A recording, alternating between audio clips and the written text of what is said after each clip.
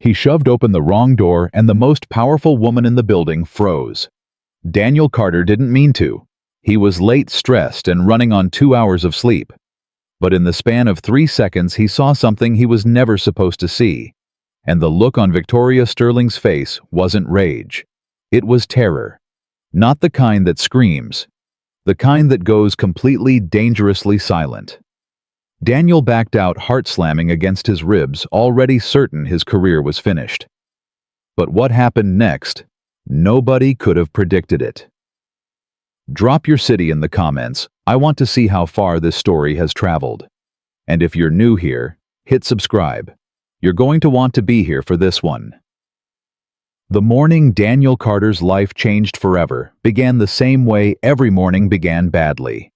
His alarm went off at 5:47 a.m., which was 13 minutes earlier than he needed, but still somehow not enough time. He could hear Sophie down the hall, already awake, already talking to herself, the way she did when she was working through a problem. She was 9 years old and had her mother's habit of narrating the world out loud, as if saying things in the open kept them from becoming too heavy to carry alone. He lay there for exactly 4 seconds, long enough to feel the weight of the day pressing down on him before he'd even sat up, and then he swung his legs over the side of the bed and stood. "Dad!" Sophie appeared in his doorway, still in her pajamas, her hair a spectacular disaster. She was holding a permission slip, and even from across the room, Daniel could see the ink smudge across the bottom where she'd tried to forge his signature the week before and lost her nerve. "You forgot to sign this. It's due today." "Good morning to you too." "It's really due today." He took the paper from her, scrawled his name, handed it back. "Breakfast is in 20 minutes. Get dressed." "I am dressed." "Those are pajamas, Soph." She looked down at herself with genuine surprise, as if the SpongeBob pants had materialized without her knowledge. "Oh."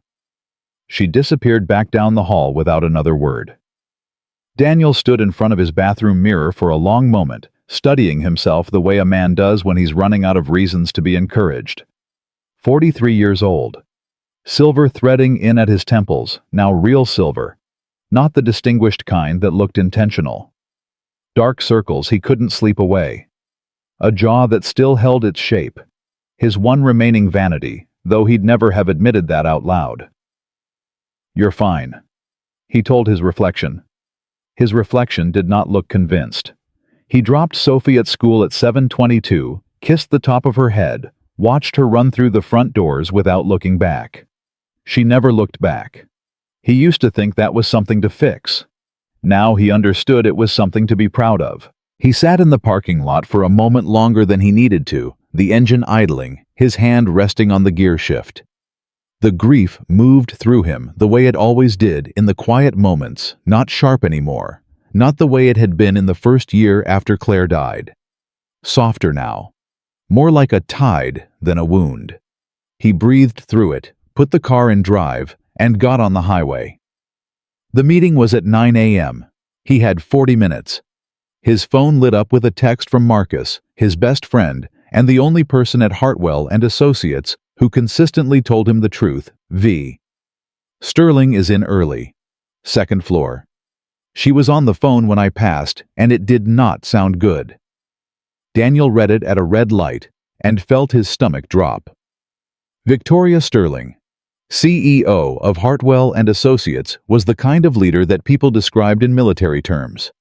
Strategic, precise, unforgiving of error. She had rebuilt the company from near bankruptcy 5 years ago, and done it so efficiently, so completely, that the board still talked about it the way people talk about a controlled demolition, impressed, and slightly afraid. She rarely raised her voice. She didn't need to. The temperature in a room changed when she walked in, and everyone felt it. Daniel had been with the company for 6 years. In that time, he had sat across from Victoria Sterling exactly 11 times. He had counted not out of reverence, but out of survival instinct, the way you keep track of how many times you've come close to a thing that could undo you. He wasn't afraid of her exactly, but he was precise around her. Careful. He chose his words like a man diffusing something. He got to the office at 8:16, took the elevator to the 4th floor. dropped his bag at his desk, and spent 20 minutes reviewing the quarterly projections he'd spent the last 3 weeks building from scratch after his previous analyst quit without warning. The numbers were solid. He knew they were solid. He'd checked them 4 times. Marcus appeared at his elbow with a coffee. "You look terrible." "Thank you." "Sophie keep you up?" "Couldn't sleep." Daniel took the coffee without looking up. "She asked me last night if I thought her mom could see her from wherever she was." Marcus was quiet for a second. "What'd you say?" "I said yes." "You believe that?" Daniel finally looked up. "Doesn't matter what I believe. She needed to hear yes." Marcus nodded slowly, the way he always did when he was deciding not to push further. "Meetings in conference room B. I heard Sterling moved it up to 8:45. Daniel checked his watch. "That's in 20 minutes. Hence why I brought the coffee."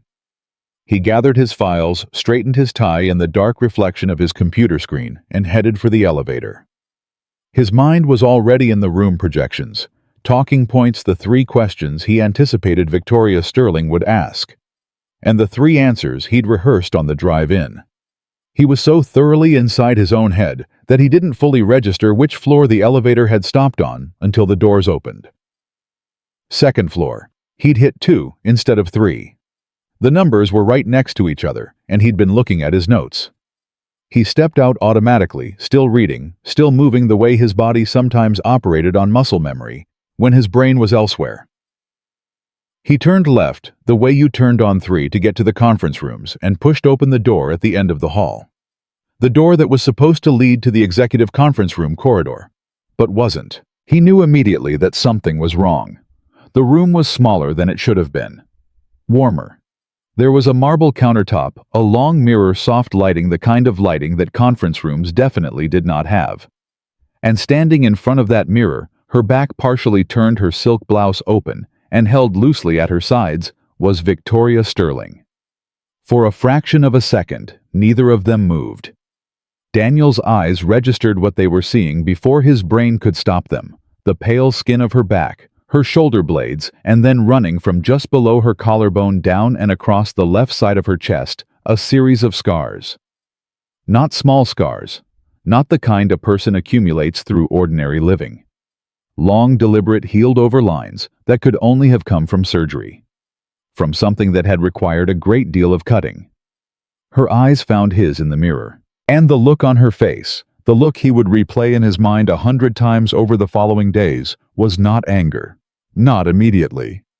It was the raw, stripped, open look of a person who has just been seen in a way they never chose to be seen. It lasted only a moment, maybe less than a second, but it was real, and it was devastating, and Daniel saw it. Then it closed. "Get out." Her voice was quiet. That was the worst part. It was absolutely quiet. Daniel was already moving. "I'm sorry, I have the wrong. I'm sorry." He didn't finish the sentence. He was already in the hallway, the door swinging shut behind him, his heart beating so loud he could feel it in his teeth. He stood in the hallway for a moment and did not move. The elevator was 15 feet away. He stared at it. Every rational instinct he had was telling him to get on it, go up to 3, sit down, pretend the last 90 seconds hadn't happened, and pray with everything he had that Victoria Sterling decided to let it go. He knew she wouldn't let it go. He pressed the elevator button. His hands were steady, which surprised him because the rest of him was not. On the ride up, he made himself breathe slowly. He thought about Sophie. He thought about the mortgage. He thought about the look on his daughter's face on the mornings he dropped her at school, when she asked him if he was going to be home for dinner. The question she asked every single day, not out of anxiety, but out of hope, and the way her whole face lit up when he said yes. He thought, "I cannot lose this job." The elevator opened on 3. He walked to conference room B. He sat down at the table, opened his folder, placed his hands flat on the projections printout, and waited. Marcus came in 2 minutes later and took the seat across from him. He looked at Daniel's face and immediately knew something had happened. "What did you do?" Nothing. Where are the others? Jenna's coming. Rourke's parking. Daniel, what happened? Nothing happened. Drop it. Marcus dropped it because he'd known Daniel long enough to recognize the specific tone that meant, I will tell you later. And it is going to be significant, but I cannot say it here. He poured himself a glass of water and opened his own folder. The rest of the team filtered in over the next 10 minutes.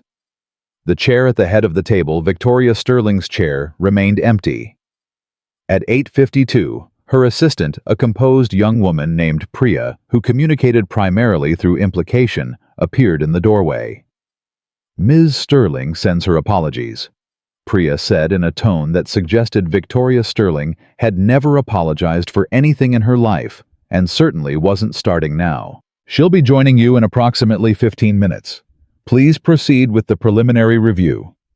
The door closed. Daniel let out a breath he'd been holding since the second floor. Marcus looked at him. Okay, now you have to tell me. Later. Daniel. Later. Victoria Sterling walked into the room at 9:09, and she walked in the way she always did, like the air made room for her.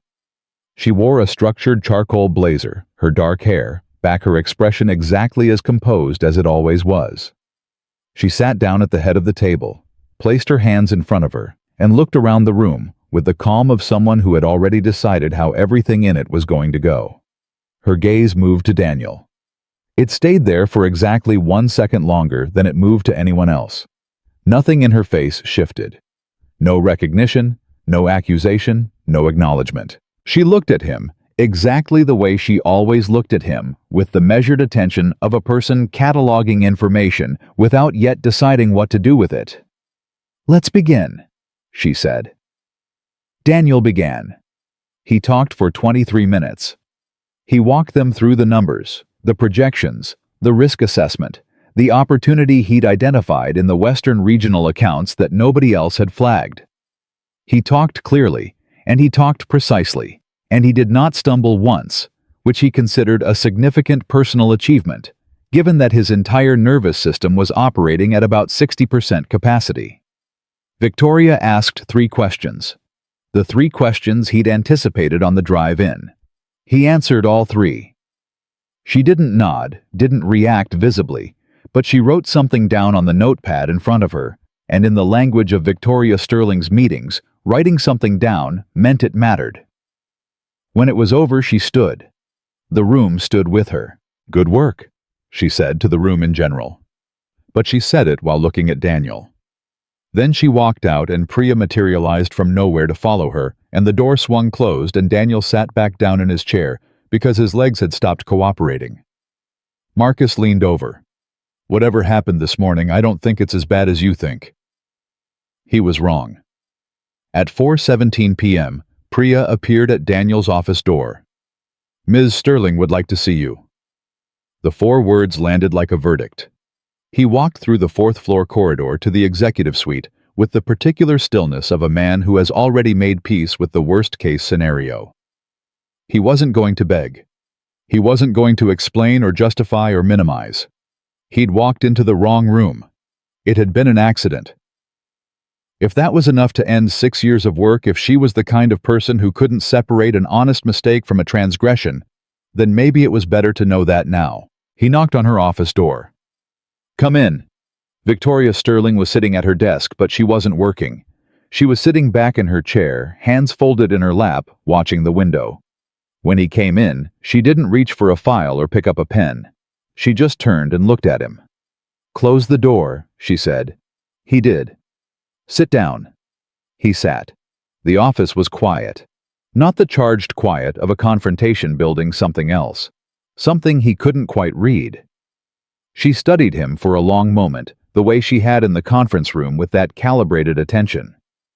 He didn't look away.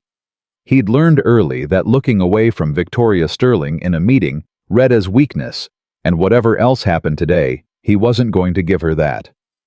Finally, she said, You didn't tell anyone. It wasn't a question.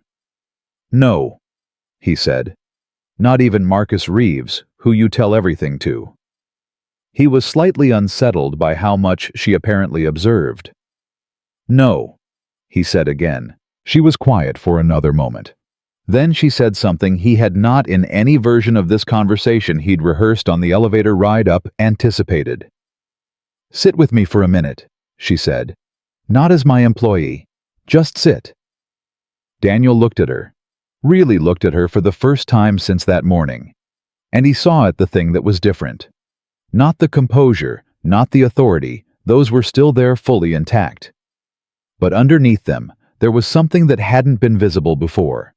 Something tired. Something that had been carrying weight for a long time, and was just for a moment not trying quite as hard to hide it. He sat back in the chair. He didn't say anything. He waited. Victoria Sterling, CEO of Hartwell and Associates. The woman who had rebuilt a company from its foundations and never once let anyone see her, sweat took a slow breath. And then quietly, she began to talk. She told him about the diagnosis. 2 years ago, almost to the day. The kind of cancer that comes for you sideways, not the kind you catch early, not the kind with simple answers. She told him about the surgeries plural, the months of treatment, the specific and particular horror of being a person who had built her entire identity around control, suddenly having none. She told him about the board members who almost found out the lengths she went to keep it from them. The deals she'd closed in hospital waiting rooms on her phone, while her body was deciding whether to fight or quit. She didn't tell it the way a person tells a story they've told before. She told it slowly, carefully, like she was handling something fragile that she hadn't taken out of its case in a long time. Daniel didn't interrupt. He didn't offer comfort, didn't reach for words, he just listened with the specific quality of attention that some people have and most people don't. The kind that makes the person talking feel heard rather than observed. When she was done, she looked at him with an expression he could only describe as braced. He said, "How are you now?" She blinked. It was brief, but it was real. Whatever answer she'd been preparing for it wasn't that one. "Clear," she said. "For now." He nodded.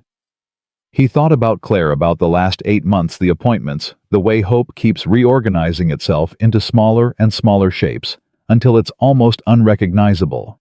He didn't say that, but something of it must have shown in his face, because Victoria looked at him differently. "You know what it looks like," she said. It wasn't accusatory. It was almost wondering. "My wife," he said. "She passed 3 years ago." The air between them changed. Not into anything complicated. Just into something quieter.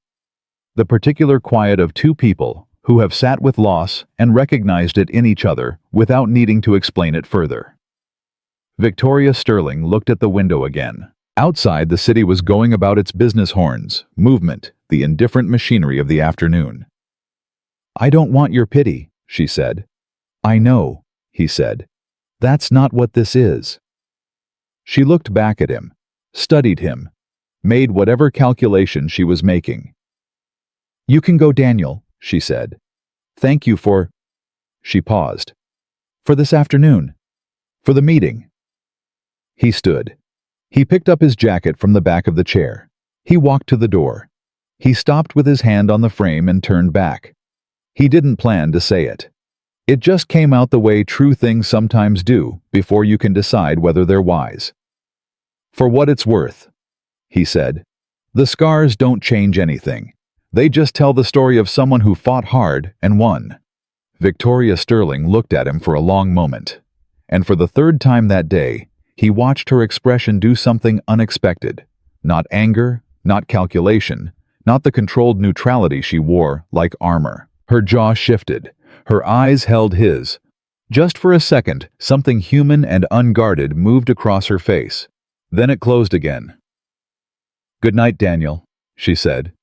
He walked out into the corridor. He let out a breath. The elevator hummed open in front of him. His phone lit up. "Sophie, Dad. Are you coming home for dinner?" He typed back. "Yes. Be there by 6. What do you want?" Her reply came before the elevator doors shut. "Mac and cheese. The real kind, not the box. Love you." He read it twice. Then the elevator descended, and the day fell away behind him. and somewhere on the fourth floor, Victoria Sterling sat alone in her office with the city spread out before her, and something shifting quietly and without permission in the architecture of what she thought she knew about herself.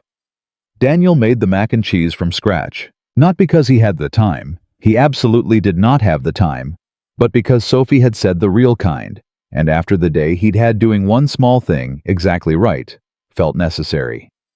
He boiled the pasta, made the roux, grated the cheddar by hand, and stood at the stove with his tie loosened and his sleeves rolled up, and he didn't think about the fourth floor, or the executive washroom, or the look on Victoria Sterling's face in the mirror. He thought about the roux.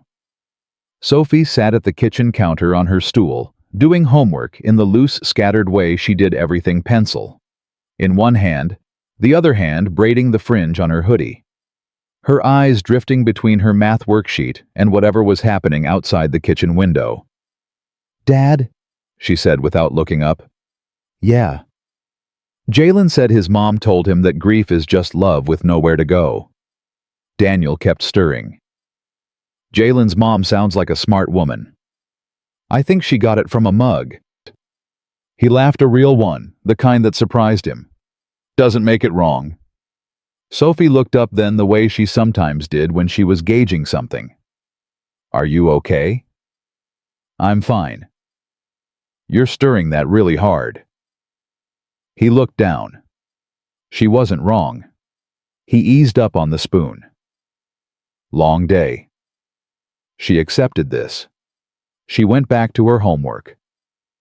Outside, the evening was settling in the particular way it did in late October, the sky going amber and then gray, and then the deep blue that always made Daniel think of the drive home from the hospital 3 years ago. Sophie asleep in the back seat, him making promises to the road about what kind of father he was going to be now that he was the only one. He'd kept most of them. That had to count for something. They ate at the table with the television off, which was a rule he'd held onto even when everything else had gotten looser and more negotiable. Sophie told him about a disagreement she'd had with her best friend over something involving a lunchroom seat and an implied social contract that Daniel could not entirely follow, but listened to with full attention anyway. She talked with her hands gesturing emphatically cheese sauce on her lower lip, and he watched her and thought the way he often did at moments like this, Claire would have loved this age. She would have thought this exact conversation was the best thing. The grief moved through him and kept moving. He let it. "What do you think?"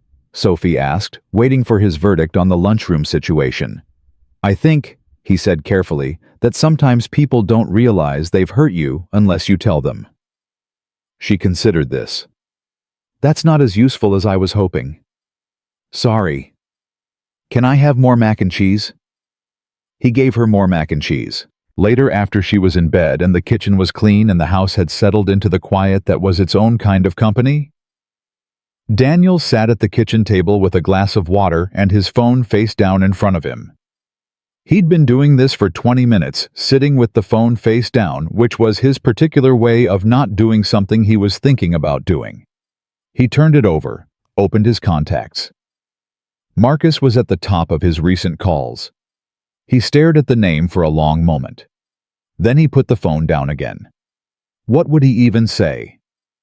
"Hey, so I accidentally walked in on the CEO in a compromising situation, and then she invited me to sit with her and told me she had cancer, and I told her her scars were a sign of strength, and she looked at me like I'd said something that cracked a wall she'd been building for years." That wasn't a conversation. That was a confession, and he wasn't ready to give it to anyone yet. He wasn't even sure what he was confessing to. He went to bed at 11. He lay in the dark for a long time, and sometime around midnight, staring at the ceiling, he realized that the thing he was turning over and over in his mind wasn't the embarrassment of the morning. It wasn't the fear of consequences. It wasn't even the image in the mirror that he couldn't quite stop seeing, not in a prurient way, but in the way you can't stop thinking about a thing that contradicted everything you thought you knew. What he kept thinking about was the look on her face after he said it. The scars don't change anything. They just tell the story of someone who fought hard and won. The way her jaw shifted. The way something moved through her eyes before the composure sealed itself back up. She wasn't used to being seen that way. That much was clear. And the fact that he was the one who had seen her accidentally, unwillingly, in the worst possible way, and had then walked back out of that moment without using it, without making it into something that had meant something to her. He didn't fully understand why yet, but he could feel the shape of it. He fell asleep thinking about it. He woke up thinking about it too. The next 3 days passed without incident, which was its own kind of tension. Daniel went to work. He did his work. He rode the elevator with his eyes on the floor numbers. He avoided the second floor with the specific deliberateness of a man navigating around a thing he's not ready to look at directly. Victoria Sterling was present in the building. He knew this the way everyone always knew it, through the particular atmospheric shift that happened when she was on site. But she didn't summon him, didn't appear in his doorway, didn't send Priya with any additional instructions. The meeting notes from the quarterly review went out with no special markings on his contribution. Everything was exactly normal, which should have been a relief. It wasn't. On Thursday morning, Marcus cornered him in the break room with 2 coffees and the expression of a man who has run out of patience. "Okay," Marcus said, handing him a cup. "You've been weird for 3 days. I need you to talk to me." "I'm not weird. You took the stairs this morning. You hate stairs." "I'm trying to be healthier." "Daniel, you ate a salad for lunch yesterday and you looked like you were being punished." Daniel drank his coffee. He looked at his friend at Marcus, who had been at his side through the worst of the first year after Claire, who had shown up at his house with groceries and no commentary, who knew every version of Daniel's face and could read them all. He put down his cup. He told him. Not everything. He kept the specifics of what he'd seen deliberately vague, because that wasn't his information to share. But he told him about the wrong floor, the wrong door, the moment in the mirror. He told him about the summons to the office. He told him about the conversation, the real shape of it, the way it had gone somewhere neither of them had expected. Marcus listened without interrupting, which was unusual enough that Daniel noticed it. When he was done, Marcus sat back and said nothing for a long moment. "She told you about the cancer," Marcus said finally. "Yes." "Victoria Sterling, our CEO, told you." "I know how it sounds. It sounds like she hasn't told anyone, and the first person she told was the man who accidentally walked in on her." "I think that's exactly what happened." Marcus turned his coffee cup in his hands. "And you told her the scars were a mark of strength." "Something like that." "And she let you walk out of there with your job." "She did."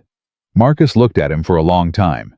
"Daniel, that woman doesn't do anything without a reason. You understand that, right?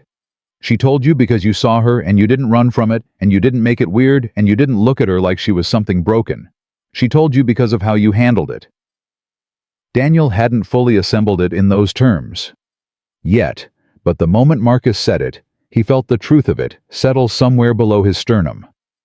"I'm not reading into it," he said more to himself than Marcus.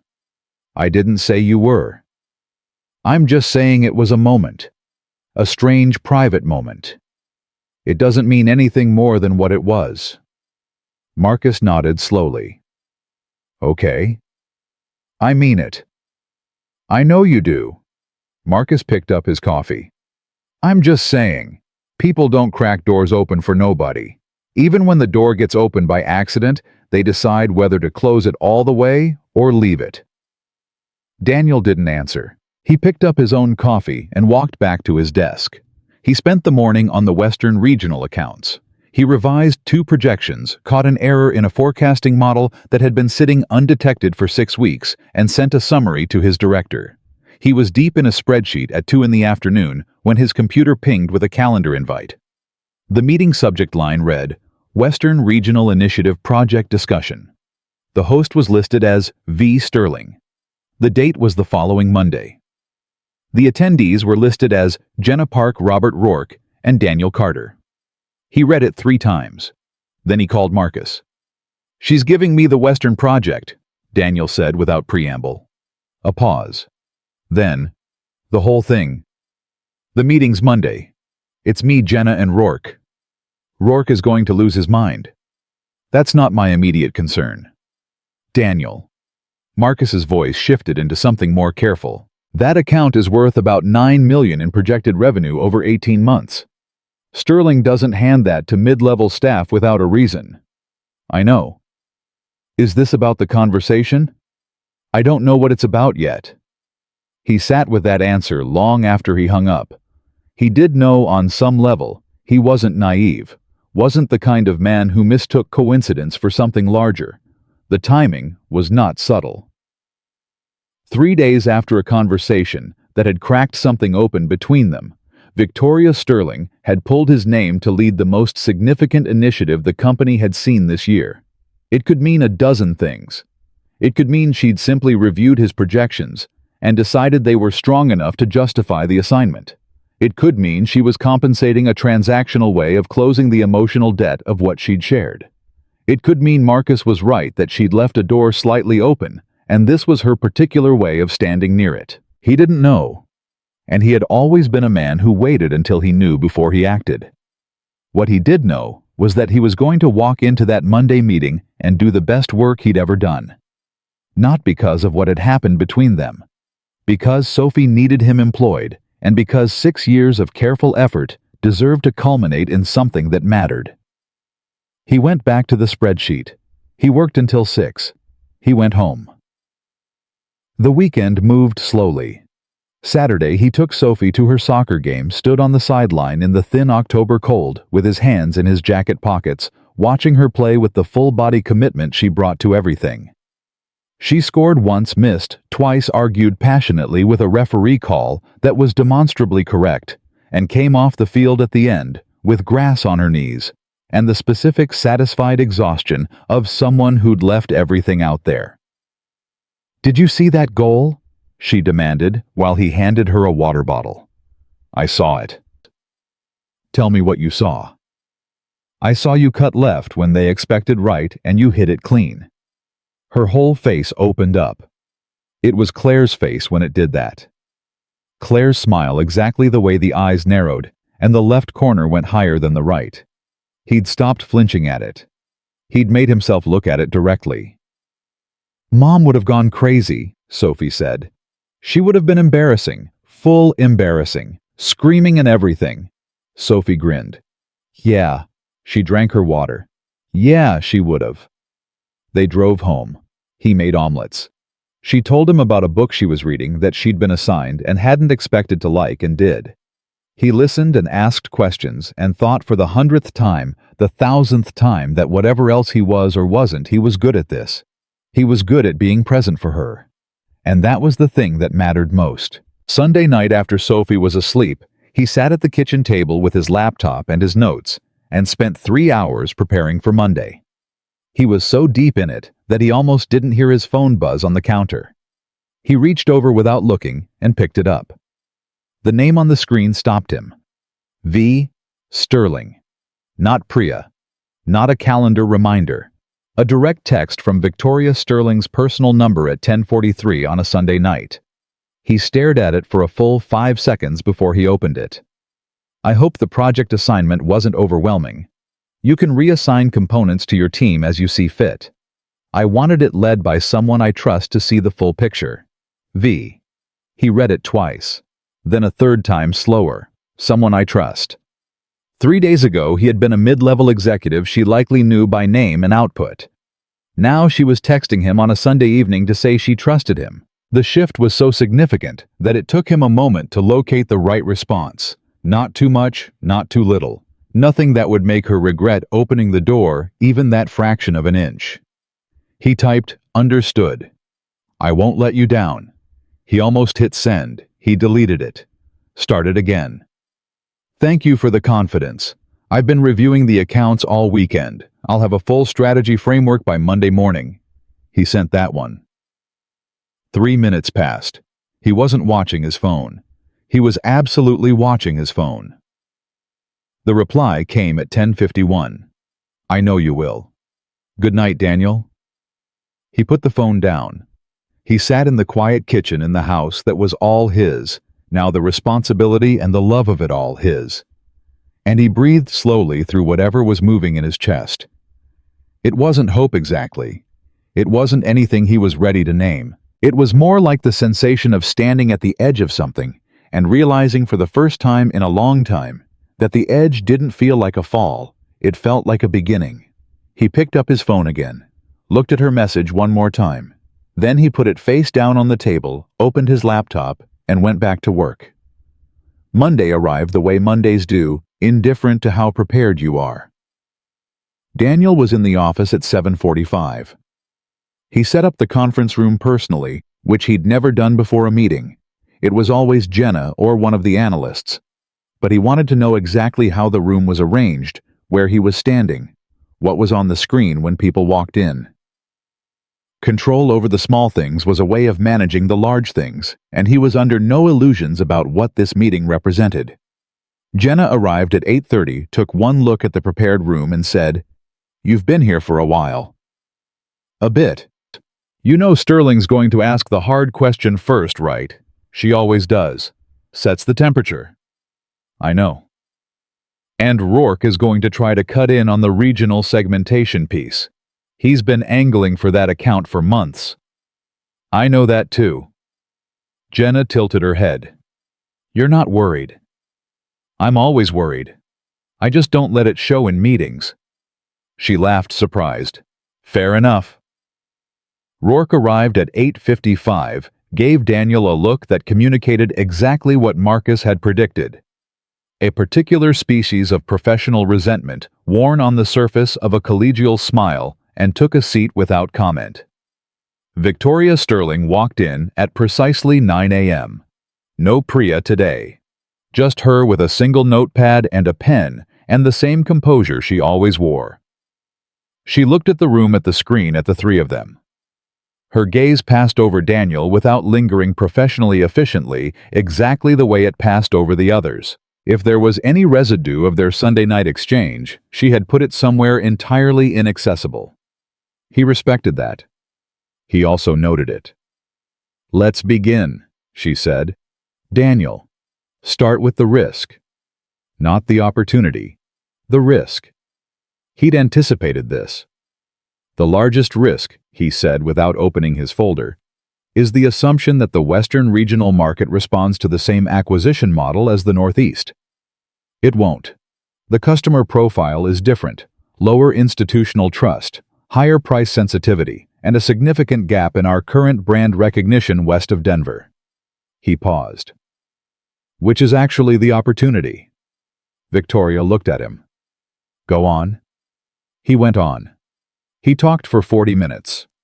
Rourke cut in twice, once at a natural break, once not, and Daniel handled both with the kind of steady, unhurried authority that didn't need to assert itself loudly to be felt. Jenna added strong supplementary points on the operational side. The room found its rhythm. Victoria said almost nothing for the first 35 minutes. She wrote on her notepad. She watched. She did what she always did, which was make every person in the room do their best work, because the alternative was too uncomfortable to accept. And then, at the 40-minute mark, she asked a question that Daniel had not anticipated. "If you had to stake your professional judgment on one component of this plan, one piece that you believe in, regardless of what this room decides, what would it be?" The room was quiet. Jenna and Rourke both looked at Daniel. This was his meeting. He didn't hesitate. "The trust piece. The brand recognition gap isn't solved with spend, it's solved with presence. Physical, consistent human presence in those markets. We need people there. Not ads, not digital campaigns. People who show up and stay." Victoria held his gaze. "That's the expensive component. It's the only one that works long-term." A pause. She looked at her notepad. She looked back at him. "Agreed," she said. The word landed quietly in the room. Rourke's expression flickered. Jenna wrote something down. Daniel kept his face exactly neutral. Victoria closed her notepad. "I want a full proposal by end of next week. Daniel leads. Jenna, you're on operations. Rourke, supply chain integration."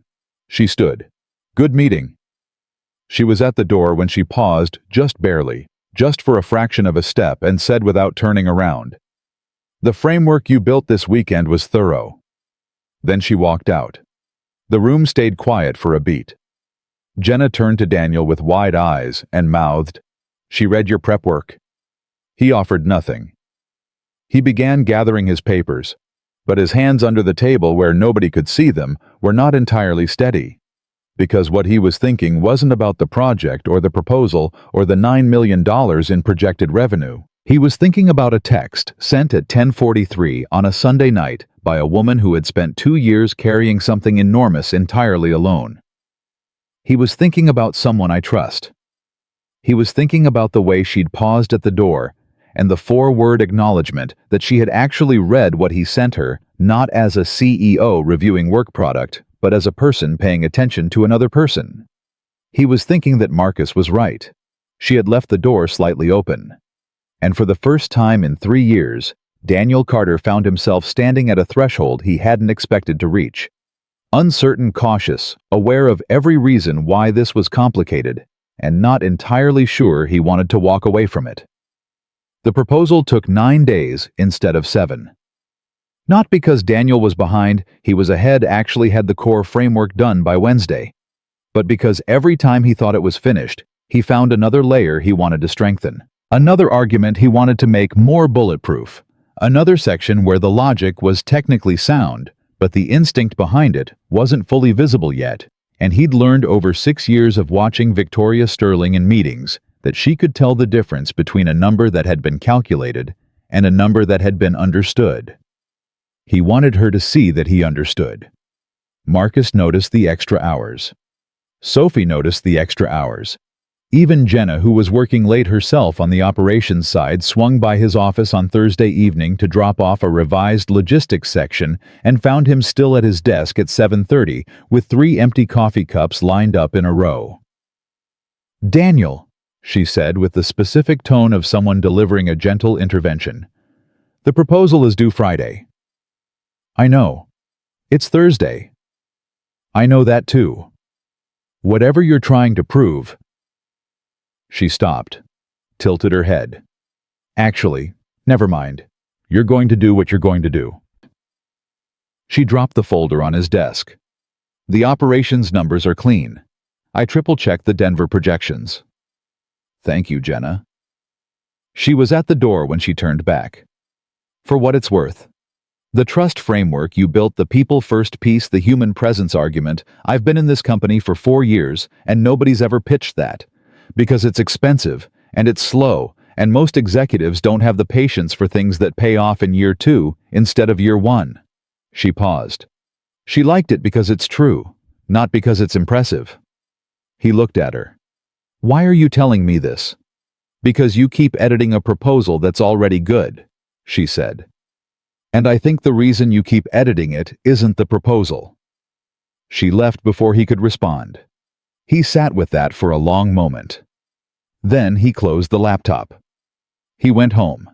He made dinner. He sat at the table with Sophie and listened to her talk about a history project she was working on about women in World War II, and she was so genuinely fired up about it, gesturing with her fork, laying out arguments she'd been building all week, that he forgot about the proposal entirely for about 45 minutes, which was the most complete break he'd had in days. He submitted the final document at 11:07 p.m. on Thursday night. No text came back. He hadn't expected one. He slept better than he had all week. Friday passed. Monday passed. He heard nothing directly from Victoria, though Priya confirmed receipt of the proposal and indicated that Sterling was reviewing all materials before the end-of-month board presentation, which meant he was waiting not anxiously exactly, but with the particular alertness of someone who has done everything in his power and is now in the hands of factors he can't control. He hated that part. He'd always hated that part. On Tuesday at 12:18 p.m., a new calendar invite appeared in his inbox. This one wasn't a full team meeting. The subject line was simply, Western Initiative Review. The attendees list had one name on it besides his own. V. Sterling. No Jenna, no Rourke, no Priya. Just the 2 of them at 3 p.m. that afternoon in her office. He read it 3 times, decided not to read into it, failed at not reading into it, and called Marcus from the stairwell. One-on-one review. he said without context. Marcus understood immediately. With Sterling. This afternoon. Did she give a reason? The invite says, review. That's it. Could be standard for a project this size. It's not standard. A pause. No. Marcus agreed. It's not standard. Another pause. How do you feel? Daniel thought about it honestly. I feel like someone who has done the work and is still nervous, which is annoying. The work is solid. You know it's solid. I know. So the nerves aren't about the work. He didn't answer that. He thanked Marcus and went back to his desk and spent the next 2 hours doing something that looked like work, and was mostly the internal management of his own anticipation, which he was normally better at. At 2:55, he took the elevator to 4. He knocked on her office door at exactly 3 o'clock. Come in. She was standing when he entered, not sitting behind the desk, but standing at the window with the proposal printout in her hand, which meant she'd been reading it, and had stood up to think, which was something he found he knew about her without having been told. She turned when he came in.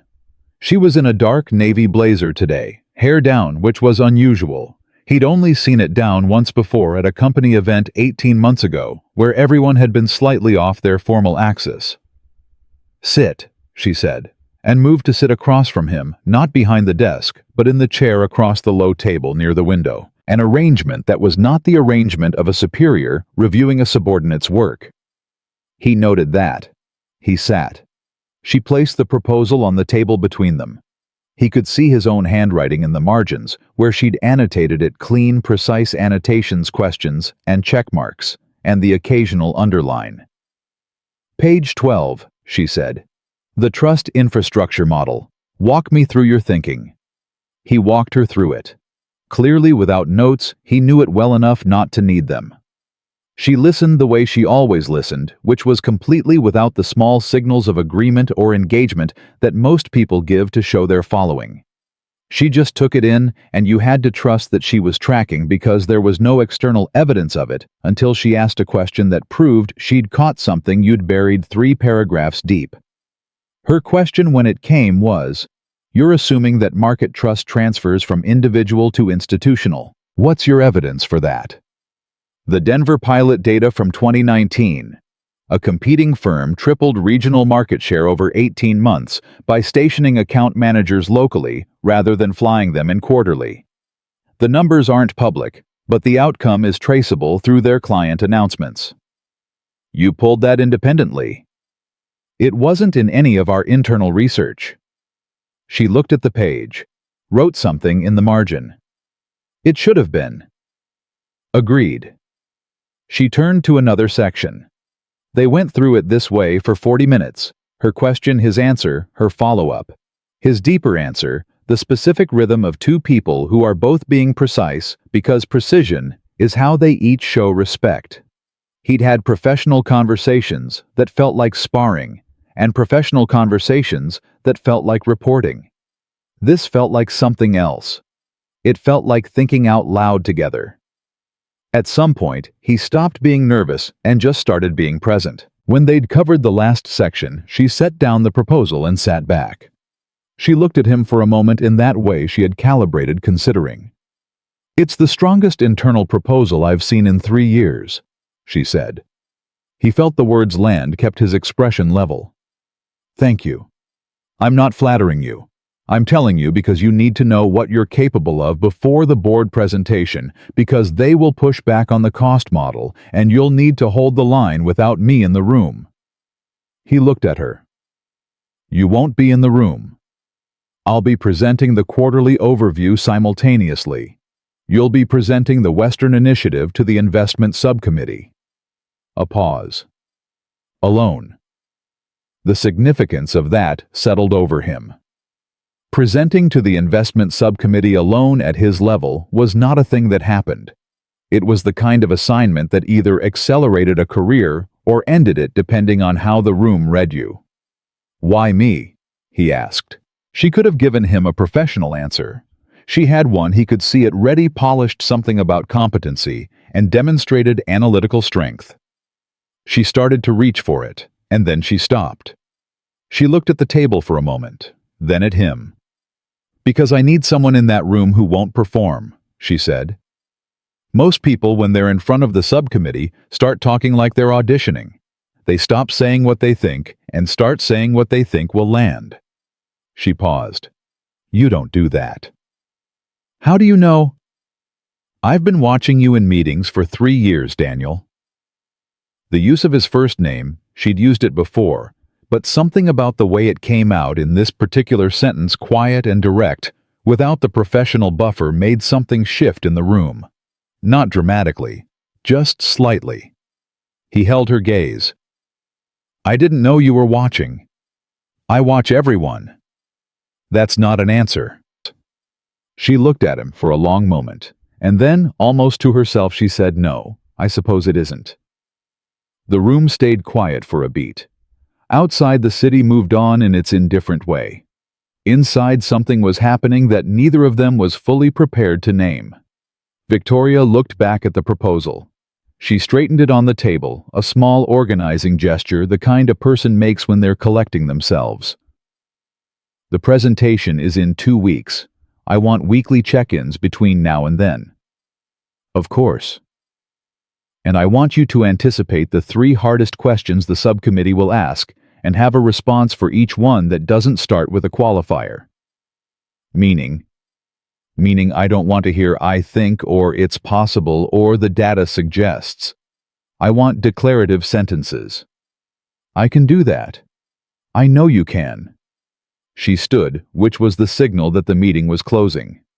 He stood with her. "Good work, Daniel, genuinely." He was at the door when she said his name again. "How's your daughter?" He turned back. She was standing by the window, the proposal in her hand, looking at him with an expression that was careful and genuinely curious.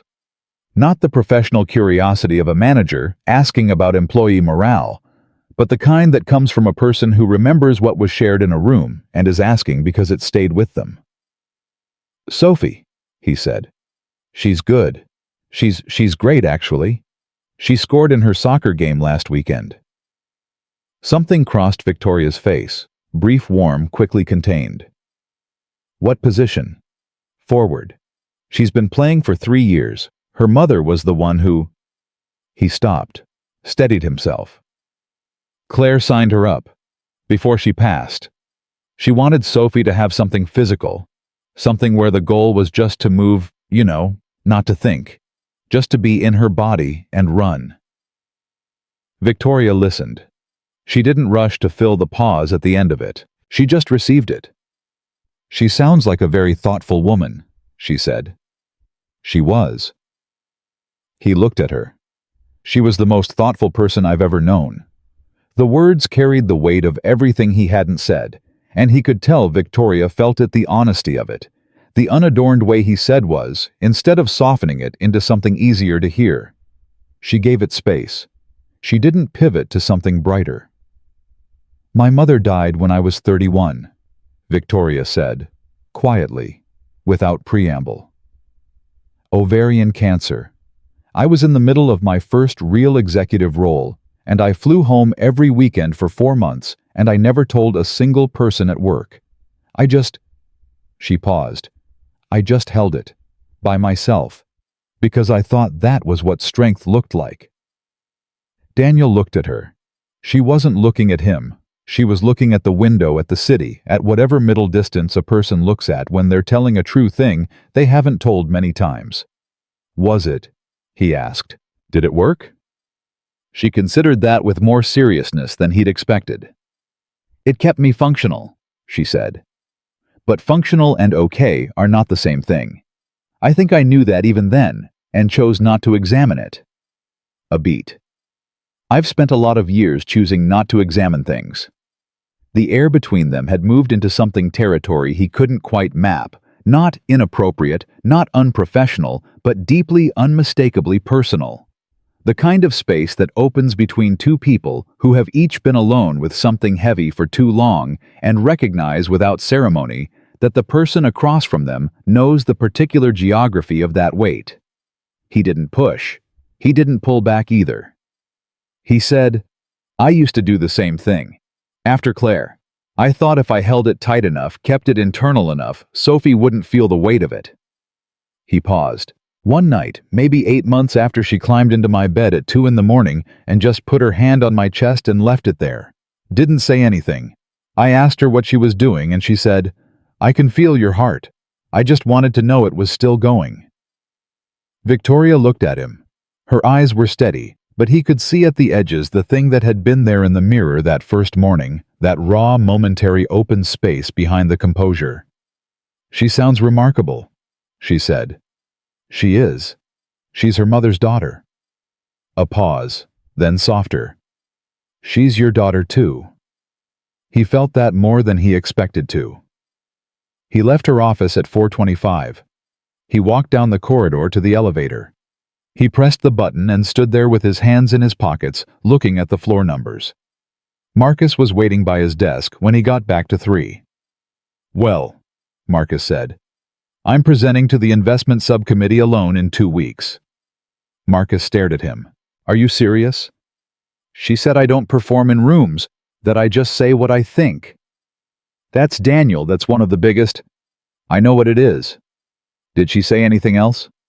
He thought about her mother, about the 4 months of flying home and holding it alone, about functional and okay are not the same thing, about the way she'd said, "She's your daughter too," not as a compliment, but as a recognition, as something she'd seen and wanted him to know she'd seen. "We talked," he said. "That's all." Marcus looked at him for a long moment. He recognized when Daniel was protecting something not from Marcus, but from the act of putting it into words too early, before it had fully formed. "Okay," Marcus said. They went back to work. That evening, Sophie met him at the door with a piece of paper in her outstretched hand, and the expression of someone who has been waiting with great effort for a reasonable amount of time and used it all up. "World War II project," she said. "I need you to tell me if this is good." He took the paper, stood in the doorway, still in his coat, reading. It was a 2-page essay on women who worked in factories during the war, and it was genuinely, not just because she's mine, excellent. Clear sentences, a strong argument, a conclusion that didn't just restate the opening, but actually moved somewhere. "This is really good, Soph." "I know." She took it back. "I just needed someone else to say it." He laughed, surprised again. He took his coat off. "Did you eat?" "I had cereal." "That's not dinner." It was very mature cereal. He made pasta. She set the table without being asked, which was something Claire had taught her, and she still did automatically. And he stood at the stove and felt the evening settle around him. The good, ordinary weight of it, the meals and the homework and the small, persistent accumulation of a life being lived well. At dinner, she said suddenly, "Dad, are you lonely?" He looked up from his plate. "Why do you ask that?" She shrugged, moving food around. "I don't know. You seem different this week. Not sad different, just different." He watched her. 9 years old, with her mother's instincts and his inability to dissemble. "I'm okay," he said. "That's not what I asked." He put down his fork. He looked at his daughter, who was watching him with steady, dark eyes, patient and completely undeceived. "Sometimes," he said, honest. "Sometimes I'm lonely." She nodded. She picked up her fork. "You should have a friend," she said in the tone of someone delivering a considered position. "Like a real one, not just Marcus. Marcus is great, but he's like your work friend. You need a friend. "What's a friend? "Someone you actually tell stuff to." He sat with that. Then, "I'll work on it." "Good." She stabbed a piece of pasta. "Also, this sauce is really good, just so you know." He smiled. "I added more garlic." "Keep doing that." After she was asleep, he sat at the kitchen table in the quiet and let the day move through him, the meeting, the proposal, the subcommittee assignment. Victoria's voice saying, "Functional and okay are not the same thing." Sophie's voice saying, "You need a friend, someone you actually tell stuff to." He thought about the way the door to Victoria's office had felt on his way out, not quite closed, not quite open, just sitting at an angle in that uncertain space between. His phone buzzed on the counter. He looked at it. V. Sterling. One thing I forgot to mention. The subcommittee chair is Thomas Hale. He will try to rattle you in the first 5 minutes. Don't let him. V. He read it. Thought about how she'd described herself flying home for 4 months and telling no one. Thought about how this text, this extra unnecessary Sunday evening equivalent text, was its own kind of telling. He typed back, "Noted. I don't rattle easily." He sent it, set the phone down, then picked it back up before he could think too hard about it, and added, "Thank you for the warning. And for today." He put the phone down. Her response came 6 minutes later. "You're welcome. For both." He sat there in the quiet kitchen in the house that was his and Sophie's, and the shape of everything they'd built together in the aftermath of loss, and he felt something move in his chest. Cautious, warm, not quite named yet. Not grief this time. Something pointed in the opposite direction. Something that felt against all the reasonable odds of his particular life, like the very early stages of hope. He didn't reach for it. He didn't push it away either. He just let it be there. The 2 weeks before the board presentation were the most concentrated work of Daniel's professional life. He was in the office by 7 every morning. He knew the proposals, every number, every assumption, every gap that a skeptical investor might probe. He ran mock Q&A sessions with Marcus, playing the role of difficult committee member, which Marcus committed to with an enthusiasm that was occasionally personal. "Your cost per market model assumes 18-month stabilization," Marcus said in the voice he used when he was pretending to be someone important. "That's optimistic. Defend it." "It's not optimistic, it's historical. The Denver comparable stabilized at 14 months. I'm building in a 4-month buffer." Denver was a different economic climate. Denver was a higher-cost market with less brand recognition. We're entering markets with lower-cost bases. If anything, 14 months is conservative. Marcus dropped the voice. "Okay, yeah, that's good. That's actually really good." Again. Daniel. Again, Marcus. Marcus sighed and picked the voice back up. They did this every day for a week. By Thursday, Daniel could answer any question thrown at him without notes, without qualifiers, without the half-second hesitation that reads to a room as uncertainty. He'd followed Victoria's instruction to the letter, declarative sentences, no hedging, no performed confidence. Just the truth of what he knew stated plainly. Victoria herself appeared at his office door on Wednesday afternoon, unannounced. Not a meeting request, just her standing in the doorway with the particular quality of attention she had when she was checking on something she cared about and didn't want to make a production of checking on. "How's your prep?" He looked up from his notes. "Strong. Hale is going to come at the cost model first. He always does." "I know. I built a 1-page cost defense, plain language, no jargon, something he can hold in his hand." She looked at him for a moment. "Show me." He printed it. She stood at his desk and read it in about 90 seconds. She made one suggestion, moving the ROI timeline to the top of the page instead of the bottom, so it was the first thing the eye landed on.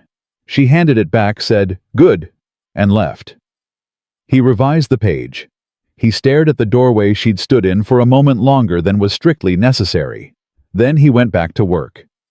The weekly check-in that Friday ran an hour over its scheduled time, which he suspected surprised Victoria as much as it surprised him. They'd covered the presentation logistics in the first 20 minutes, room setup, running order, how to handle interruptions, and then somehow, without a deliberate transition, moved into something else entirely. She'd asked about the people-first argument, whether he believed it beyond the numbers, and he'd said yes, and she'd asked why. And he'd told her about his first job out of college, managing a regional sales team in Ohio, where the previous manager had run everything remotely, and the team had been one of the lowest performing in the country. He'd moved there, shown up every day in the same building, eaten lunch with the team, and inside of a year, they'd moved to third in the region.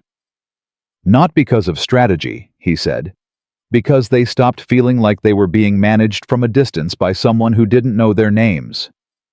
Victoria had been quiet for a moment. Then she said, "I've always run things from a distance. Deliberately.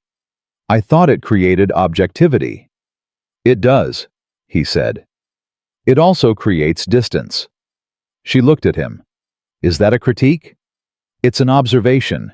I'm not in a position to critique how you run the company." "You're in this office. You can say what you think." He held her gaze. "I think you're brilliant at the macro, and that the micro costs you something. The people who work here respect you, but most of them don't feel known by you, and people work harder for someone who knows them." The silence that followed was the kind that could go several different directions. He waited steady, not walking it back. "My last CEO mentor told me the same thing," she said finally. "I told him he was confusing management with friendship." "What did he say?" "He said I'd figure it out eventually." A pause. "He died 2 years ago. Heart attack. I never told him he was right." Daniel looked at her. He knew. "You don't know that. People who say the hard true thing and mean it, they know even if they never hear it back. The saying is the point. The receiving is a bonus." She sat with that for a moment. Something moved through her expression, not the closed-off shift he'd seen before, but something slower, something like reckoning. "You're an unusual person, Daniel Carter," she said. "I've been told. I don't mean it as a compliment exactly. I know, that's why I believe it." For the first time in his recollection, Victoria Sterling smiled. Not the contained meeting room version, a real one, brief and unguarded and slightly surprised, as if it had gotten out before she could make a decision about it. He filed it away like something rare. The night before the board presentation, Sophie found him at the kitchen table at 9:30, with his notes spread out in front of him, and his untouched dinner pushed to one side. "Dad?" "Yeah." "Go to bed." He looked up.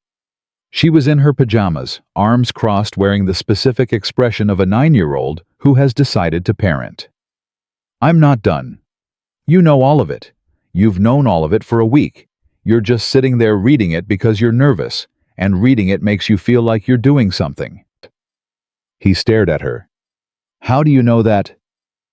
"Because that's what I do the night before a test." She picked up his dinner plate and carried it to the microwave.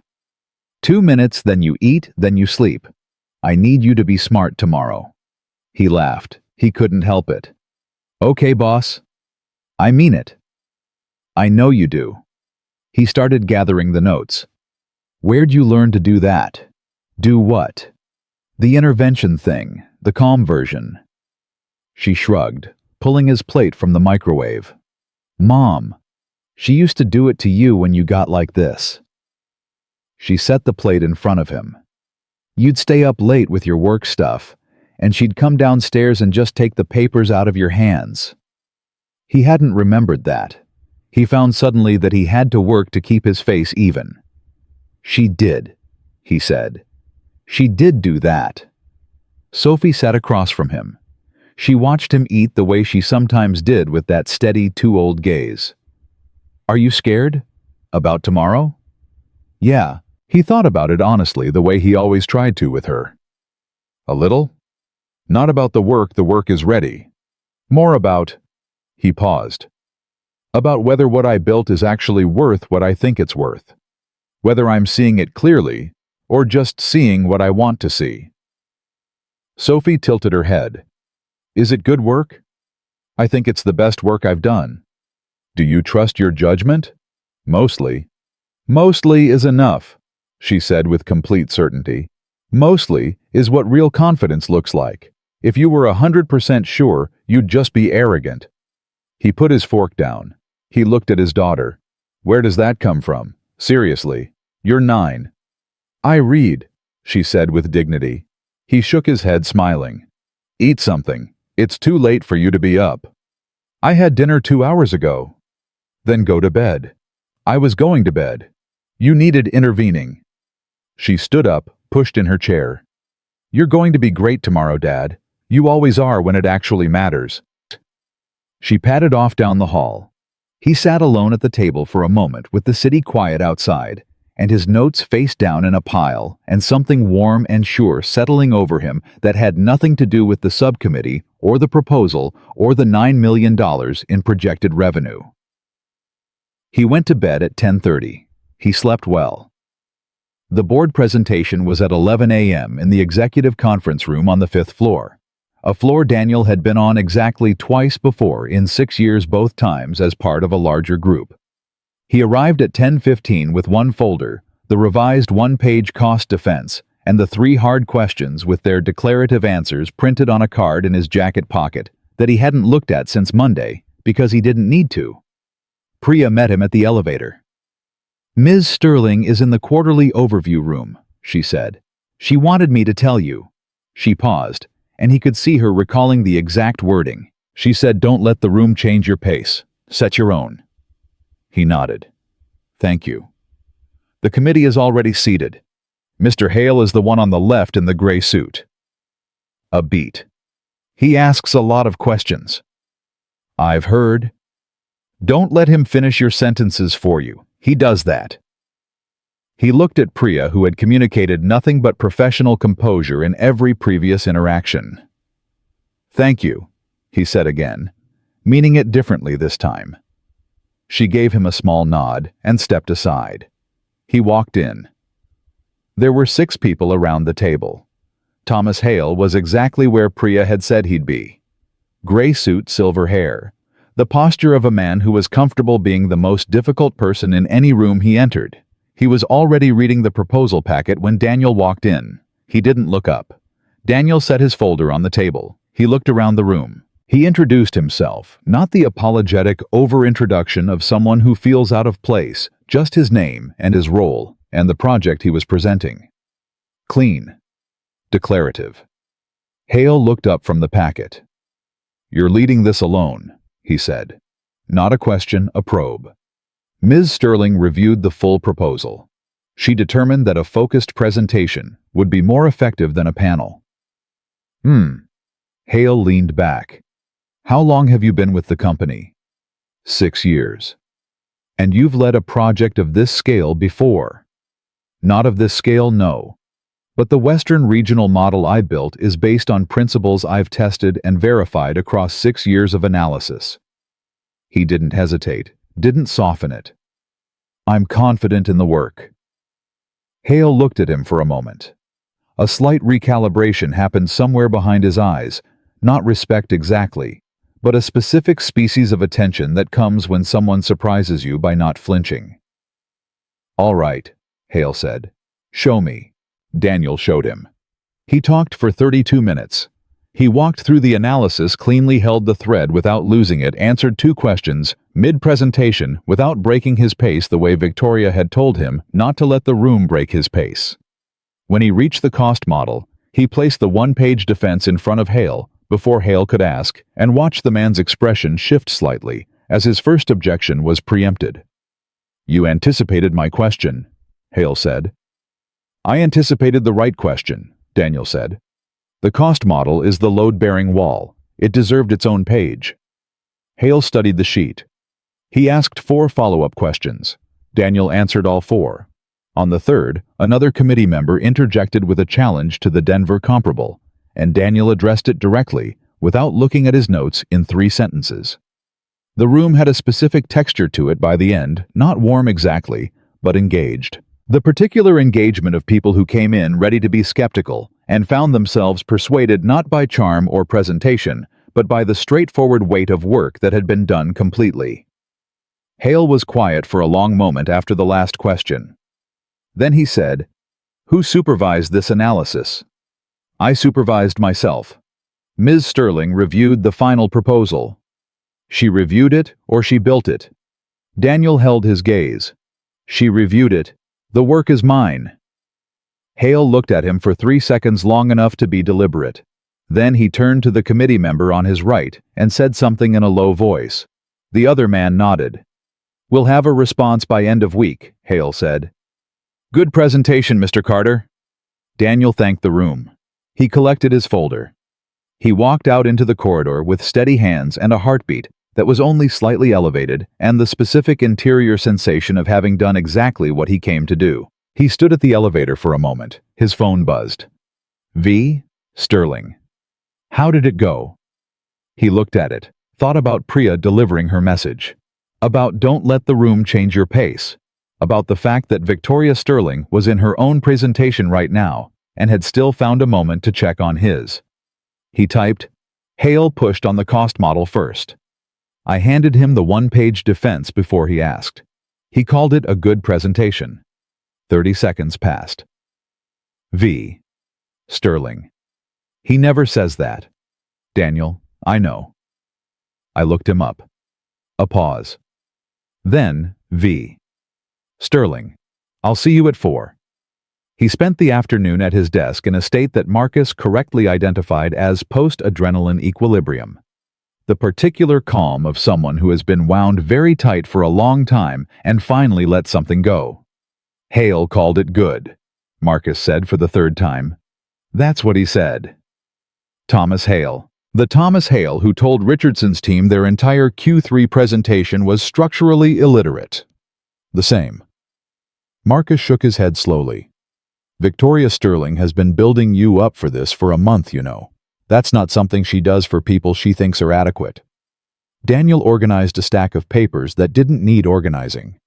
She does it for people she trusts with important work. Daniel. Don't. I'm just... Marcus, I know what you're going to say, and I don't know what it is yet, so I need you to not name it before I do. Marcus was quiet for a moment. Then carefully, is she someone you could... I don't know. But you're asking the question. He stopped organizing the papers. He looked at his desk at the draft proposal he'd worked on for 9 days, at the revised cost defense page that Victoria had suggested moving the ROI timeline on. He thought about the check-in that ran an hour over. About you're an unusual person. About the smile that had gotten out before she could make a decision about it. Yeah, he said quietly. I'm asking the question. Marcus didn't say anything else. He put a hand briefly on Daniel's shoulder, then went back to his own desk. At 4 o'clock, he knocked on Victoria's office door. Come in. She looked different than she had at 9 a.m. The quarterly overview presentation had a different weight to it than the subcommittee. The kind of meeting that was publicly high stakes and privately familiar. She'd carried it before. She could carry it in her sleep. But there was a looseness around the set of her shoulders now that wasn't there in the mornings, and she was at the window again, her thinking place he'd come to understand. She turned when he came in. Sit, she said, and this time she didn't go behind the desk either.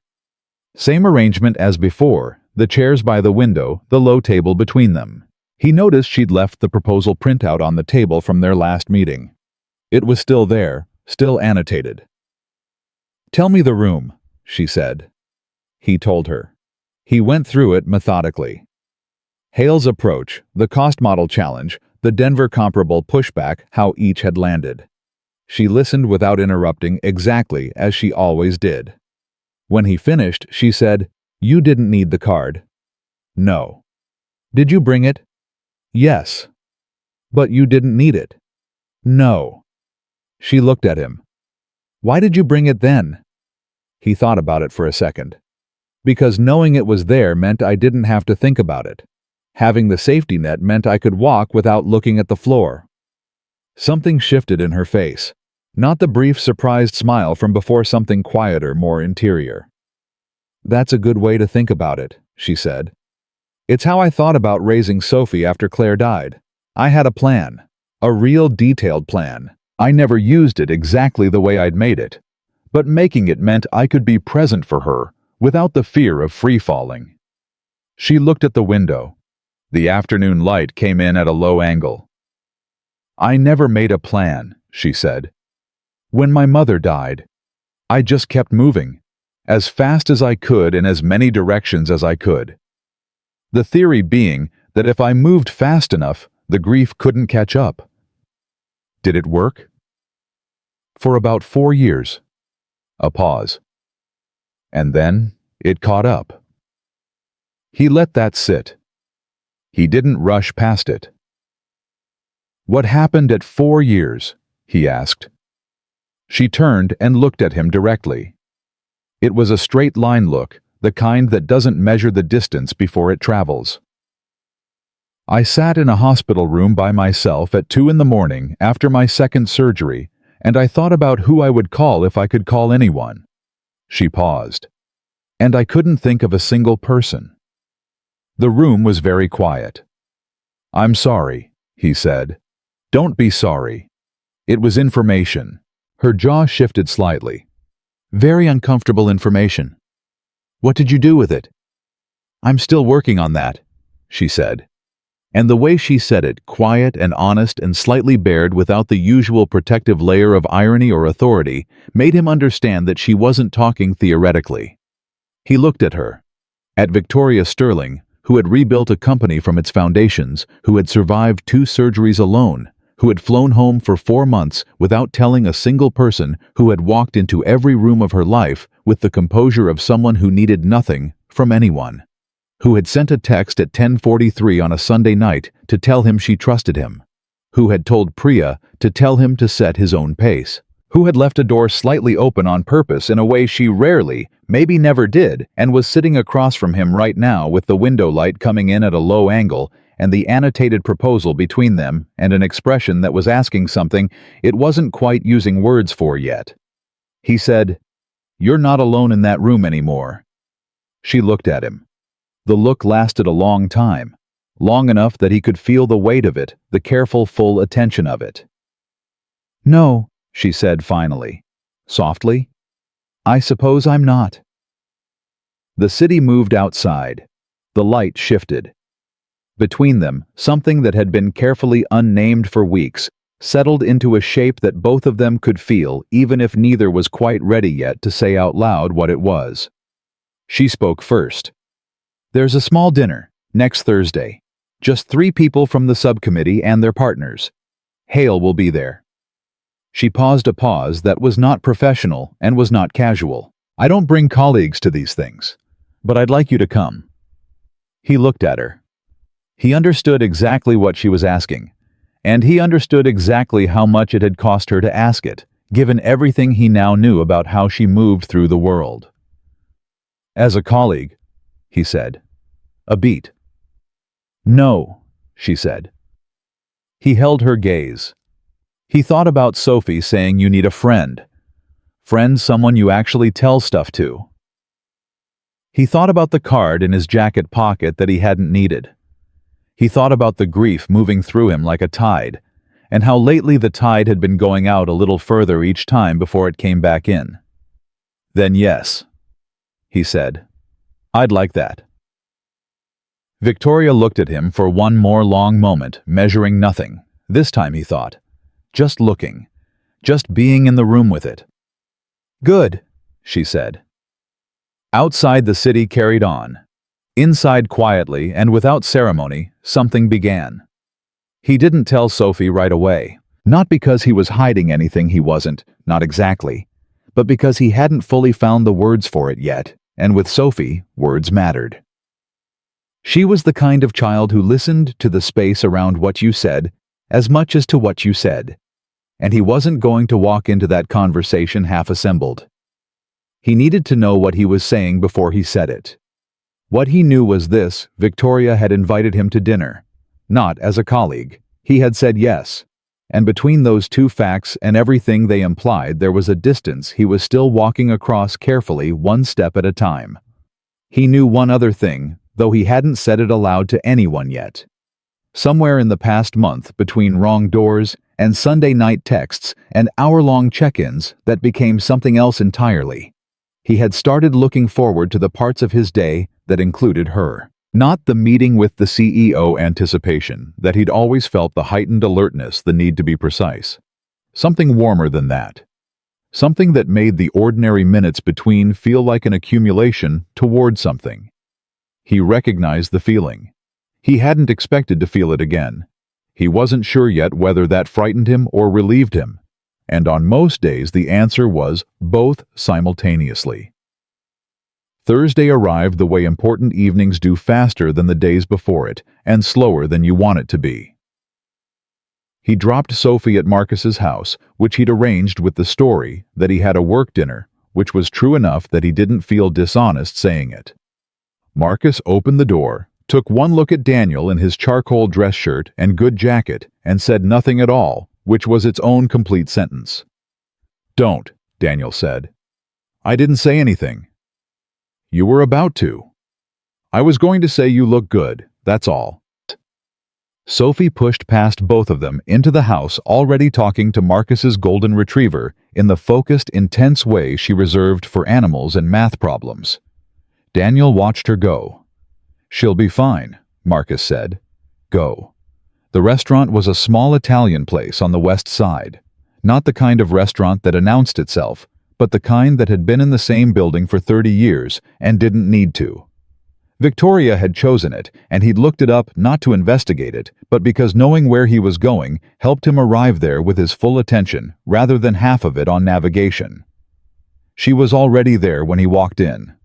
Seated at a round table near the back with two other couples, one of whom he recognized as the committee member who'd challenged the Denver comparable, a man named Warren Selby and his wife. The other couple was unknown to him, 50s, the ease of people who'd attended many of these dinners and stopped needing to perform at them. Thomas Hale was not yet present. Victoria saw him the moment he walked in. She was in a deep burgundy dress, hair down, and the thing that stopped him for just a fraction of a second was not that she looked different. She did, though, but that she looked at him the way she'd been looking at him in private and never quite in public. Direct, without the professional overlay, just present. She stood slightly. "Daniel." He crossed to the table. She introduced him to the couples, the Selbys, and a pair named Catherine and Robert Finch, who turned out to be longtime board advisors. He shook hands and said the right things and sat in the chair next to Victoria, which was the only empty one, and felt the evening begin to take its shape around him. The conversation was easy in the way that good dinner conversations are easy. Multiple threads running at once, people picking up and setting down different topics with the practiced rhythm of people who know each other well enough to be comfortable and are curious enough to keep talking. Daniel found his footing quickly. He was good in rooms, not performatively the way Hale's type was good in rooms, but genuinely in the way of a man who liked people and asked real questions and remembered the answers. Catherine Finch asked him about the Western Initiative. Within the first 20 minutes she'd apparently been briefed on the proposal and had questions about the People First framework that were sharper and more engaged than he'd expected. He answered directly without the subcommittee formality, and she pushed back on one point with a challenge that was actually excellent, and he revised his answer on the spot, based on what she'd said, because she was right, and she looked pleased in the way people look pleased when they haven't expected to be agreed with. "I like him," she said to Victoria, as if he weren't there. Victoria glanced at him. "He has that effect," she said, and there was something in her voice, dry and warm at once, that made him feel seen in a way that was entirely different from being evaluated. Thomas Hale arrived at 7:20 with apologies and the contained energy of a man who ran on compressed time. He shook hands around the table and stopped when he got to Daniel. "Carter," he said with something that in Hale's register probably counted as warmth. "Didn't expect to see you here." "He's with me," Victoria said. It was simply stated. No elaboration, no explanation. Hale absorbed it with a nod and took his seat, and the table moved on, and Daniel sat with those three words for a quiet moment before he moved on too. "He's with me." He thought about everything those words had meant 3 years ago, when Claire had said them in a different context entirely, at a party, to a colleague who hadn't met him yet. The pride in it, the ease of it, the way it felt to be claimed by someone who meant it. He hadn't thought he'd hear that particular feeling again. He picked up his wine glass and contributed to the conversation, and kept the rest of it somewhere private. Hale, over the appetizers, returned to the Western proposal. He had specific questions, good ones, the kind that challenged the 18-month projection in ways Daniel hadn't anticipated in the subcommittee, but could answer now with the extra 2 weeks of thinking behind him. They went back and forth for 10 minutes across the table, while the others followed with the attention of people watching something that was operating at a level worth watching. "All right," Hale said, finally setting down his fork. "Here's my concern, and I want a straight answer." "That's the only kind I have," Daniel said. Hale studied him. "Your model requires a level of leadership consistency over 36 months. Senior leadership changes, and this company has had more than its share destabilize that kind of long play. What's your contingency?" The table was quiet. Daniel glanced briefly and involuntarily at Victoria. She was watching him with that still complete attention. He looked back at Hale. "The contingency is building the framework deep enough that it survives personnel changes," he said. "The people-first model doesn't live in the person who proposed it. It lives in the teams we build in those markets, in the relationships they form, in the culture that becomes self-sustaining. I'm not the load-bearing wall. The structure is." Hale was quiet for a moment. Then he said to the table generally, "That's the right answer." Robert Finch raised his glass slightly in Daniel's direction. Warren Selby nodded. Victoria said nothing. But under the table, her hand found his and rested there briefly just for a second, a quiet and entirely private confirmation, and then moved away before anyone would have noticed, back to her wine glass, and her expression didn't change at all. His heartbeat did, but not in a way that showed. After dinner, the table broke into the natural, smaller conversations of an evening ending. The Selbys said goodbye first. The Finches lingered over coffee. Hale shook hands around the table and paused at Daniel on his way out. "Sterling doesn't bring people to these dinners," he said, not unkindly, just factual. "I know. She's an extraordinary person. Difficult, but extraordinary." "I know that too." Hale looked at him for a moment with the specific assessment of a man who has seen a lot of things and has gotten good at reading what they mean. "Good," he said. Then he put on his coat and walked out. The Finches left shortly after. The restaurant had thinned to a few other tables. The waiter had refilled the water glasses and retreated with the professional discretion of someone who could read a room. Daniel and Victoria sat across from each other in the quiet of the table, and for the first time that evening, there was no one else. She looked at him. He looked at her. "You handled Hale well," she said. "You told me not to let him rattle me. I tell a lot of people that. They don't usually manage it. What do they usually do? They talk faster, they add qualifiers, they try to out-logic him instead of just being steady." She turned her wine glass once. "You were steady. I had a good week." She smiled, the real one, the one that still surprised him slightly when it appeared. "You have a lot of good weeks, I've noticed." "You notice a lot." "It's the job." "Is it?" he said, and the question was gentle but direct, and she heard exactly what he was actually asking. She looked at the table for a moment, then back at him. "No," she said. "Not always. Not lately." The honesty of it landed softly. He let it settle. "Can I tell you something?" he said. "Yes." The morning in the washroom. He watched her face, which went briefly careful but held. "I have thought about that moment more times than I can count. Not what I saw, but the look on your face. In the mirror. Before the composure came back." She was very still. "I've never seen anyone look that alone," he said, "and I recognized it because I felt it, in the middle of the worst of it after Claire. That specific feeling of being seen at your most unguarded in the one place you thought you were private." He paused. "I didn't want to add to that. I just wanted you to know that whatever I saw that morning, it didn't diminish you. Not even a little."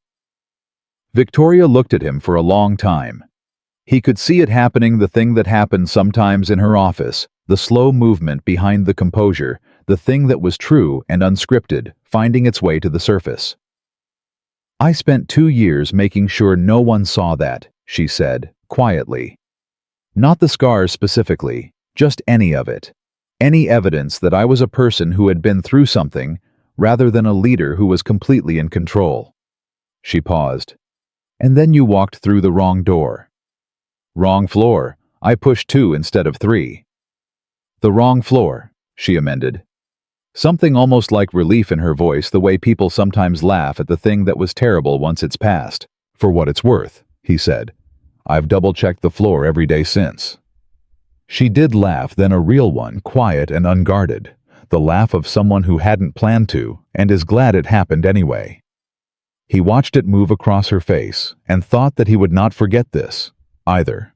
The same way, he would not forget the real smile, and the look in her eyes the first time she'd spoken about her mother. He was building a collection of Victoria Sterling's true moments, the ones that existed before the composure sealed itself up, and he understood that very few people had access to these, and that the fact that he did meant something he was no longer pretending to be uncertain about. "I want to ask you something," she said. "Okay. And I want you to answer honestly, not carefully." "Those are the same thing for me." She looked at him. "Where is this going?" He held her gaze. "Forward," he said. "If that's what you want." "What do you want?" He didn't hesitate. "I want to have dinner again. Not with a committee, just us." He paused. "I want Sophie to meet you at some point, not soon, not until it makes sense, but eventually, because she's the most important part of my life, and eventually can't be separate from important." He paused again. "And I want you to stop carrying everything alone. Not because you can't, you clearly can, but because you don't have to anymore." The table was quiet. Outside, the city moved in its ordinary way. Victoria Sterling sat across from him and looked at him with an expression he had no previous category for, open and steady, and something he could only describe as arrived, as if she'd been traveling towards something for a long time without knowing what it was, and had just recognized the destination. "That's a lot," she said. "You asked for honest." "I did." She turned her wine glass once more. "Sophie sounds like she'd be very hard to impress." "She's impossible to impress. She'll probably challenge you on something within the first 10 minutes. "Good." And the way she said it, the slight lift in it, the genuine flicker of anticipation, made his chest do the thing it had been doing for weeks, that cautious directional warmth, and he stopped trying to hold it at a careful distance and just let it be what it was. "I'm not easy," Victoria said. "I want you to understand that. I don't move easily. I don't open easily. And I've spent so long running things from a distance that proximity is not my natural register." "I know. And my schedule is Victoria." She stopped. "I'm not asking you to be different," he said. "I'm asking you to let me be close enough that when it gets hard, you don't have to handle it alone. That's all." She looked at him. A long look, full weight, no deflection. "That's not a small thing," she said. "No," he agreed. "It's not." She reached across the table, not tentatively, deliberately, the way Victoria Sterling did everything with the full commitment of a person who, once she decided completely. She placed her hand over his. Her fingers were cool from the wine glass. Her grip was steady. She said, "I don't know how to do this." He turned his hand over and held hers. "Neither do I. We'll figure it out." She looked at their hands. She looked at him. "You're not afraid of that. Not knowing." "I've been raising a kid alone for 3 years," he said. "I've made peace with not knowing. You just keep showing up. You stay consistent. And you trust that the person across from you is trying as hard as you are." Her thumb moved slightly across the back of his hand. An unconscious gesture, he thought. The kind of thing a person does when they've stopped monitoring themselves. "She would have liked you," Victoria said. "Claire, from the way you've described her. She would have liked you a great deal." The grief moved through him, not the tide this time, but something even quieter, something that felt like permission. "Yeah," he said. "I think she would have." He paused. "I think she would have liked that I found someone worth finding." He drove home at 10:30 with the city sliding by outside the windows, and his hand still carrying the warmth of hers, and something settled in his chest that he had not felt in 3 years. Not a solved feeling, not a finished feeling, but a right feeling. The feeling of a compass that has been pointing at something true. Marcus's porch light was on. He knocked lightly, and Marcus answered in the way of someone who had not been asleep. "Well," Marcus said. "She held my hand at dinner." Marcus stared at him. "Victoria Sterling held your hand." "Under the table." "But yes." A silence. "Daniel." "I know. That's significant." "I know that too." Marcus looked at him for a long moment, and then did something he rarely did, which was pull him into a brief, solid embrace. "Good," he said. "You've been alone long enough." Daniel didn't argue with it. He went in and found Sophie asleep on Marcus's couch with the golden retriever pressed against her legs, and her mouth slightly open, exactly as peaceful as a child who has no doubt that her father is coming back for her. He stood there for a moment looking at her. He thought about Claire signing her up for soccer. He thought about Sophie's hand on his chest at 2 a.m. He thought about "I can feel your heart." I just wanted to know it was still going. He thought about Victoria saying, "I'm not easy," and meaning it as honesty, not warning. He thought about her hand deliberate and steady crossing the table. He woke Sophie gently. She surfaced slowly, looked at him with sleep-blurred eyes. "Dad?" "Hey, kiddo, time to go home." She sat up, rubbed her face, looked at him with the instinctive, uncanny accuracy she'd had since she was 3 years old. "You look happy," she said. He considered denying it. He didn't. "Yeah," he said. "I think I am." She nodded, satisfied, as if this confirmed something she'd already decided. She slid off the couch. She found her shoes. She walked to the door and then stopped and turned back. Was it a good dinner? It was a very good dinner. With the lady from work. He looked at her. "Marcus told you." "Marcus didn't have to. You put on your good jacket." She held his gaze, Claire's eyes in her face, steady and knowing. "Is she nice?" He thought about everything he knew of Victoria Sterling. The surgeries she'd survived alone. The 4 months of flying home without telling anyone. The text at 10:43. The proposal in her hands with her annotations in the margins. The smile that got out before she could decide about it. The hand across the table. "She's complicated," he said, "and strong and private and sometimes difficult." He paused. "And yes, she's nice, in the ways that matter."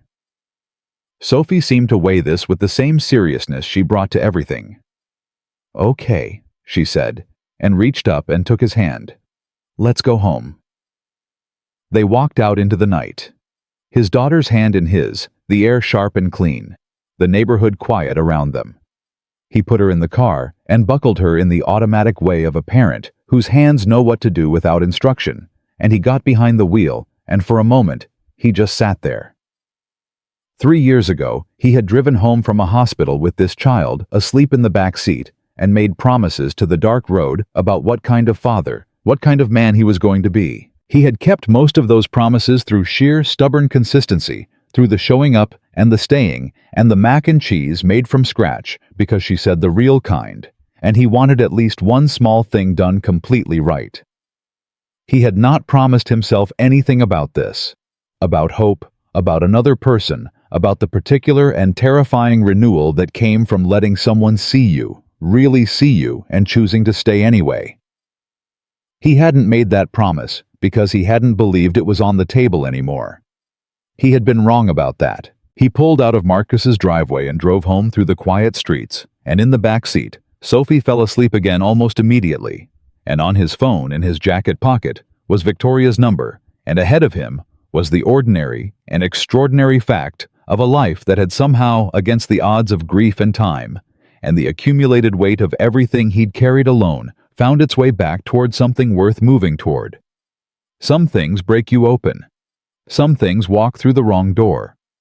Some things sit across a table in the low light of a restaurant on a Thursday evening and reach out a steady hand and ask nothing except that you stay close enough to matter. He had spent 3 years learning that love does not ask you to stop grieving what you've lost.